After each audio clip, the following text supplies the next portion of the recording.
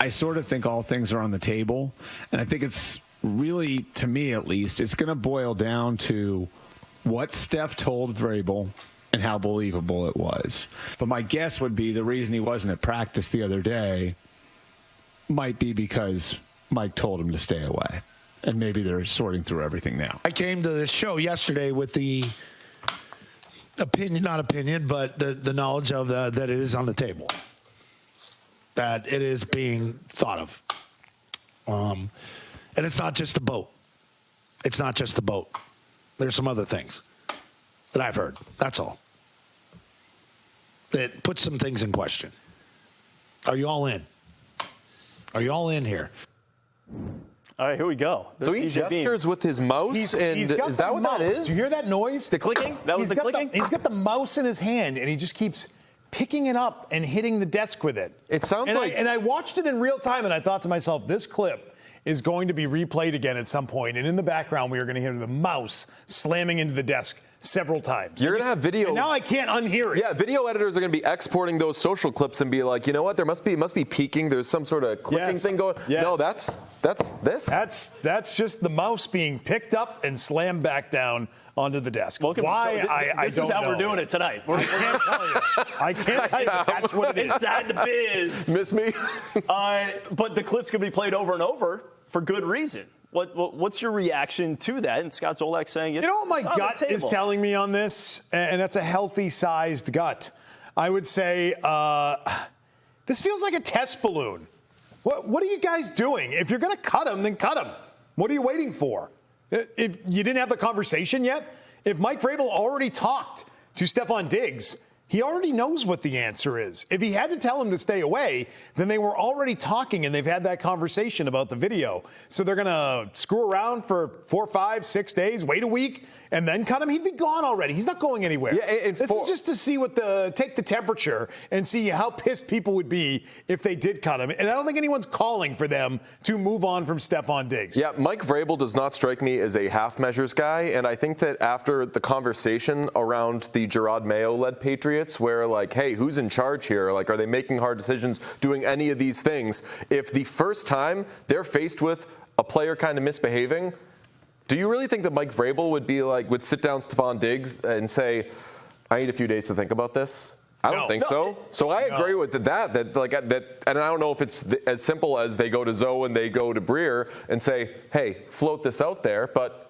I got a little test balloon off that. I'll take that. They're also desperate at the position. Like, let's not forget, there's a reason that everyone was excited that they signed Stefon Diggs, despite the fact that he's coming off an ACL injury. Like, they need him to work out. When was the last time they brought in a wide receiver who actually worked out here? You have to go back to Wes Welker, Randy Moss. Like, it's been that long since they've gotten a guy, brought him in, and it's worked out. Brandon Lloyd, good season. And I think if the transgression was so bad, that would not factor in. Does that make sense? If he had done something so bad that had him in trouble with the law, that would obviously have him in trouble with the league, I don't think that would enter the conversation. They would say, we've got to move on. This is so bad. We can't have this. And this is not in that category. He's not going to face discipline from the league. He's not going to be in trouble with the law. He's not in any of those categories. So what are we even talking about? Yes, it's stupid, and it's not a good look for him. But that's going to be enough for Mike Vrabel to start cutting players within a couple of months of signing them? I would ask him, if that's a category, what's the category of the player who you paid a bunch of money to, who's expected to be your starting corner, who's off riding jet skis and posting that on social media while the team is out practicing? And that's a healthy player, one that's ready to go and could have been participating, not the guy who is on a rehab and is getting some help on that rehab where he was located in the video. Yeah, so I'm glad you brought that up, because I don't fall on the side of they should cut Stefon Diggs. I think that what I find most interesting about this is that they seemingly are considering cutting Stefon Diggs. In the case of, like, the behavior of it all, yeah, it's some kind of like Tommy Lee stuff, but to your point, it's not like he's doing something dangerous or doing something like super criminal. It's just something that we don't see every day from star players. Yeah, it's not a smart video. I would say shut the cameras off and stop having videos of whatever it is you're doing, spending on your off days. I think they would like to avoid this so that they don't have to show up to practice and have Mike Vrabel face half a dozen questions right out of the gate about something like this. It's a distraction. It does take away from their goal, which is to build a program and work toward winning football games this year. So I understand that, right? I mean, there should be a heart-to-heart there that they can't have this and that the expectations are that things like this won't happen. But I'm sorry, if you're Mike Vrabel and you want to build your program and actually win, you've got to do it with talent. And you've got to find a way forward after these incidents happen. The answer is not always just to get rid of the guy and send him packing. The answer is, well, how do we get you on board and get you buying in? Because you're not there now, but I want you to get there. That, to me, would be so much more valuable, and that's why you hire someone like Mike Vrabel. And getting him to buy in and then produce. Because the big picture, too, is that you got Drake May, second-year quarterback, and you got to put pieces around him. You had Tommy Curran last night who was on BSD. He shared what his expectations are for Stefon Diggs this season. This is what he had to say. You would expect him to have a 70-catch, 900-yard season with 6 touchdowns. If he does that, they're pretty much getting not what they paid for, but what they hoped for, a lead dog. If they don't get more than 50 catches out of him, then it was a failure. I don't think 50 catches should be a problem for him. I mean, start with how many games you think he's going to play. Let's say he plays 12 games, okay? And I think that's being somewhat conservative, right? If he plays 12 games, he averages 5 catches a game, which, by the way, would be a career low. I see you grimacing over there a little bit.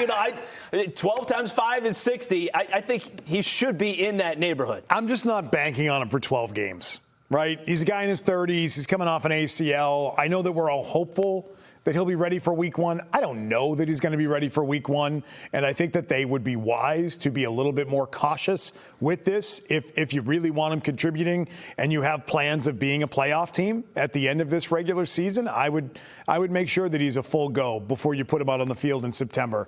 So I think the bare minimum, I think Tom puts out the right number at 50.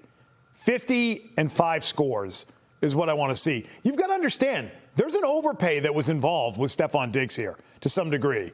They are not a good team, and they convinced him to come here because they were willing to pay him more than other teams were willing to pay him in the market. So don't just take the dollar figure and say that amount of money on a receiver gets you X, because I don't think that's what you're dealing with. This is not a guy in his prime. This is a guy who's coming back off a pretty significant injury. 50 catches, 5 touchdowns. Is that good enough? Is that good enough to do what? I don't think the Patriots are going to be good.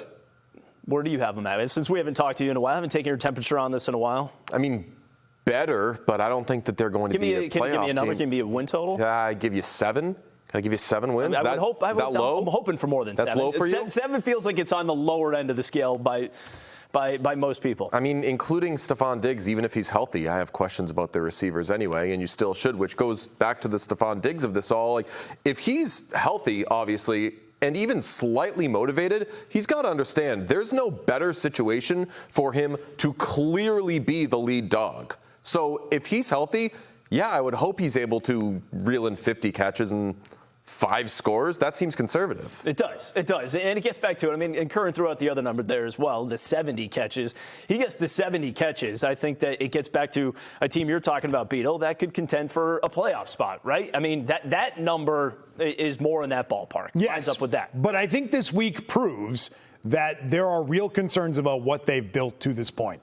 Whether it be the quarterback, or it's this situation with Diggs, or it's a situation with Carlton Davis, or it's Milton Williams getting called out for not being in good enough shape at some point. Like, all of that kind of has to be a consideration when you're talking about how many games this team can win. 50 to 70 catches, by the way, is not something they can lose as far as production goes either, given the wide receivers they have behind Stefon Diggs. Check out the latest Next Pats podcast. Phil Perry going to tell us how Drake May looked in OTAs this week.